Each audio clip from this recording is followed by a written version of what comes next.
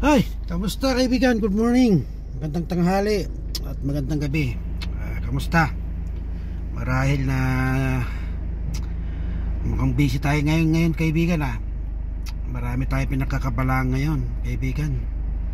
So ano pag-uusapan natin? O nga pala, paalala ko pala no, may nag-email sa akin kumukuha ng advice kung anong may bibigay natin sa ating kapatid na kaibigan. Kung tinatanong sa atin kung ano yung masasabi ko sa mga damdamin ng isang tao, kung siya ay sensitive. Napaisip din ako niyan at gusto ko sanang i-vlog din yan, pero titignan ko, abutin ko sa aking makakaya sa ngayon ito, dahil ganyang panalita ay sensitive, dahil sa mga ganito ay hindi lang sa labas, sa loob din, sa iglesia din, kung yun, nangyayari din po yan.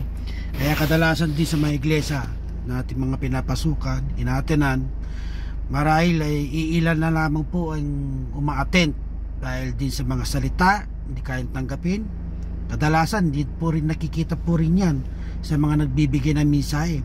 Ang motto nila, ang motivation nila, ma-release nila yung salita ng Diyos na ay kakabuti. Ngunit depende po yan sa sitwasyon ng iyong pinagsasabi ng tao. Meron po talaga mga Kristiyano kahit matatagal ay mga alagain pa. Ay nakakalungkot po talaga kung ganyan. So sa ngayong bagay masasabi ko ganyan ay magdulis-dili po kayo sa mga ganyan, dahil at sa mga ganyan ay nakaka-offend, nakakadismaya, dahil sa ganyang bagay marami talaga na hindi nagpapatuloy. Kadalasan lumilipat po yan. So masasabi ko niyan ay kailangan po tanggapin. Kung hindi ka pa nakamove on kahit ilang dekada, pag hindi ka komportable, hindi masama naman kung nasa kabila ka. Ang importante dito napapatuloy ka. Ang importante dito yung marunong ka magpatawad. Although yung damdamin mo ay nagkakatawang tao ka pa rin, hindi ka naman immortal, ay kailangan kang magpakumbaba pa rin. Dahil sa ganyan kasi minsan kasi hindi natin masasabi sa ganyang sitwasyon sa mga nagtuturo sa loob ng iglesia, at feeling nila napakagaling, feeling nila napaka-perfecto nila, napakalungkot kaibigan sa mga ganyang mga tao. Kadalasan nangyayari ay hindi nila lang nakikita yun sa mga nagtuturo sa loob ng iglesia, at feeling nila na perfecto sila. Hindi nangyayari yan. Hindi natin masasabi nangyayari yan. Kadalasan pa yan, napupuna po yan, nagko-comment po yan, kuminsan po yan, kadalasan nangyayari po yan, nagko-comment. Pero kasi yung kanyang katatayuan, hindi niya nakikita yun, nakikita niya sa iba. Kaya minsan din mahirap magsabi kasi nangyayari din yan, naranasan ko din yan. Pero masasabi ko lang, patuloy lang. Kailangan maging matatag, kailangan magbubunding pag may time. Sa mga ganyang bagay kasi napakasilan yung damdamin niya. Pag nasaktan ka kasi talagang mahirap.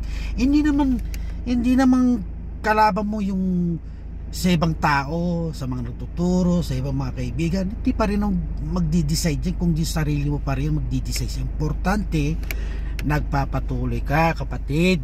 Kung ano man yung pinagdadaanan mo sa loob ng mga iglesia, sa labas na naririnig mo, ay pagpatuloy ka lang. Ganyan talaga, go lang. Ganyan talaga mga ugali ng tao. Di nababago yan, talaga na mekos yan. Kaya patuloy lang. Kung komportable ka sa kabila, di itong ka manatili. Kaya na yun lang, masakit, pero nangyayari talaga yan. Kailangan mo lang no comment ka dyan kung ikaw ay nagpapahayag ng salita ng Diyos, o kung ikaw ay yung tinatawag na lingkod na ang masakit dito, kaharap mo pa, iba pa pinupuntahan, ayun ang mga masakit. Kailangan mo tanggapin yun. Ang gawin mo na, para wala kang nakita ba, yung pikit mata ba, para walang nangyari, ngiti-ngiti lang, kahit hindi masaya, ngiti lang, mga ganun lang, mga bagay. Hindi natatanggal yan kaibigan. Kung pag-alam mo ganyan, bilang isang lingkod yung ganyang bagay, unawain mo na lang. Biblical naman, nasa Biblia naman yan.